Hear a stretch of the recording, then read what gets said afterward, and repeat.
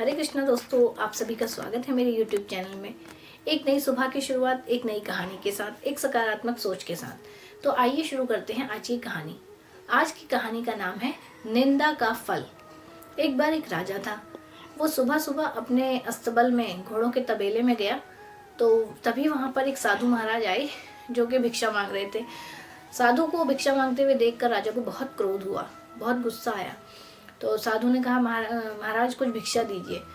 तो राजा ने गुस्से में थोड़ी सी लीद उठाई और राजा ने साधु के पात्र में लीद डाल दी। तो इस साधु बहुत शांत स्वभाव के थे, इसलिए वो वहाँ से चुपचाप चले गए। और वहाँ से जाने के बाद अपनी कुटिया में पहुँचकर साधु ने उस लीद को अपनी कुटिया के बाहर रख दिया। अब कुछ दिनों के बाद राजा का उसी जंगल में जाना हुआ। राजा शिकार खेलने गए तो उसी जंगल में उसी कुटिया के बाहर पहुंचे तो वहां उन्होंने देखा यहाँ तो लीद का इतना बड़ा ढेर लगा है, इतना ऊंचा ढेर लगा है। तो राजा बहुत हैरान हो गया, क्योंकि राजा ने सोचा यहाँ पे तो ना कोई घोड़ा है और ना ही यहाँ पे कोई अस्तबल है, तो ये इतनी सारी लीद कहाँ से आई। तो राजा ने क्या किया, उस कुटिया में जाके साधु से पूछा कि स्वामी जी, ये इतना बड़ा लीद का ढेर यहाँ कहाँ से आया? यहाँ तो ना कोई घोड़ा है, ना ही यहाँ पे कोई तबेला है। तो साधु ने कहा, ऐसा है महाराज, कुछ दिनों पहले मैं एक जगह भिक्षा मांगने गया था तो वहाँ पे राजा ने मुझे थोड़ी सी लीद उठा के मेरे पात्र में डाल दी, जो आने के बाद मैंने अपनी कुटिया के बाहर रख दी और ये जो है वही लीद है।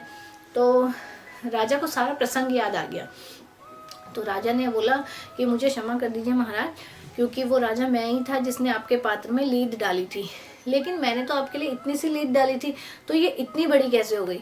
तो साधु जी ने कहा कि ये लीद इसलिए इतनी हो गई क्योंकि ये प्रकृति का नियम है कि जब हम प्रकृति को कुछ देते हैं तो वो हमें बहुत ज़्यादा मात्रा में वापस लौटाती है। तो हर चीज़ प्रफुल्लित होके और भी ज़्यादा बन के हमको वापस मिलती है। तो अब ये लीद इतना ढेर लग गया, अब ये राजा को जो है ज़्यादा होके वापस मिलेगी।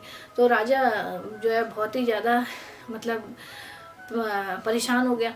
तो राजा ने साधु को प्रणाम करके कहा कि महाराज, स्वामी जी मुझे माफ़ कर दीजिए और मैं इसका प्रायश्चित करना चाहता हूँ। मैंने आपके साथ बहुत बुरा किया है, तो आप मुझे बताइए कि मैं इसका प्रायश्चित कैसे कर सकता हूँ।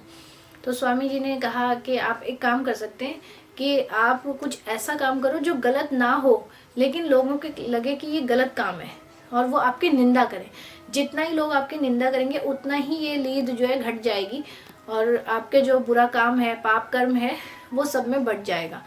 अब राजा रात को अपने महल में जाता है और लेटे लेटे बहुत सोचता है। अब सोचते सोचते राजा फिर अगले दिन राजा रात भर सोचता है। फिर अगले दिन सुबह उठता है तो एक शराब की बोतल लेता है और उस बोतल को लेके सीधा अपने नगर के चौराहे पे बैठ जाता है। अब राजा एकदम शराबियों की तरह नाटक करने लगता है। तो वहाँ से आते जाते लोग राजा को देखते हैं और मन में मतलब आपस में बोलते हैं, कहते हैं, अरे देखो कितना गंदा राजा है, ऐसा आदमी कोई राजा बनने लायक है? ऐसे आदमी को तो राजा के पद से हटा देना चाहिए। जो खुद ही शराब पी रहा है वो अपने राज्य में क्या सुधार करेगा?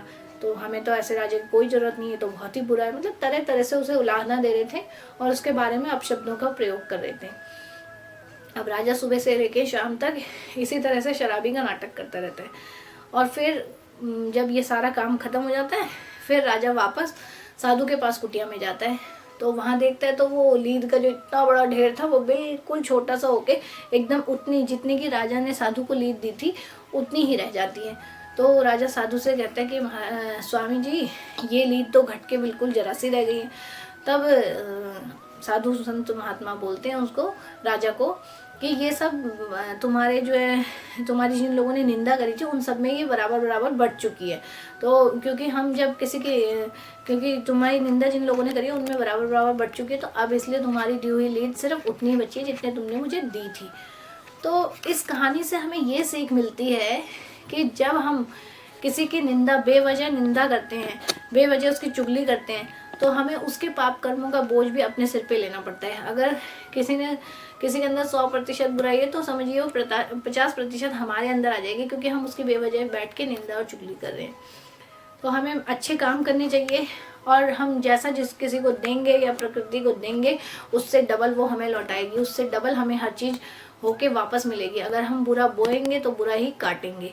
तो अपने हमेशा अच्छे कर्म करते रहिए और निंदा चुगली से बचिए। और हमें अपने अंदर झांकना चाहिए कि हम क्या गलती कर रहे हैं, हम कितने गलत हैं, बजाय इसके कि हम दूसरे की कमियां निकालते हैं, दूसरे की गलतियां निकालते हैं। और हर किसी का जीव मात्र का उद्देश्य यही है, कर्तव्य यही है कि हम जो है सत्कर्म करें। जितना हम अधिक भगवान की तरफ और सत्संग की तरफ और अच्छे लोगों का साथ करेंगे, उतना ही हमारे अंदर से बुराइयां जो है घटती चली जाएंगी। आशा करती हूँ आपको ये कहानी पसंद आई होगी और कल फिर मिलूंगी एक नई कहानी के साथ। तब तक के लिए भगवान का धन्यवाद करते रहिए, धरती माता का धन्यवाद करते रहिए। भारत माता की जय। जय जवान जय किसान। हरे कृष्णा। आप सभी का बहुत बहुत धन्यवाद।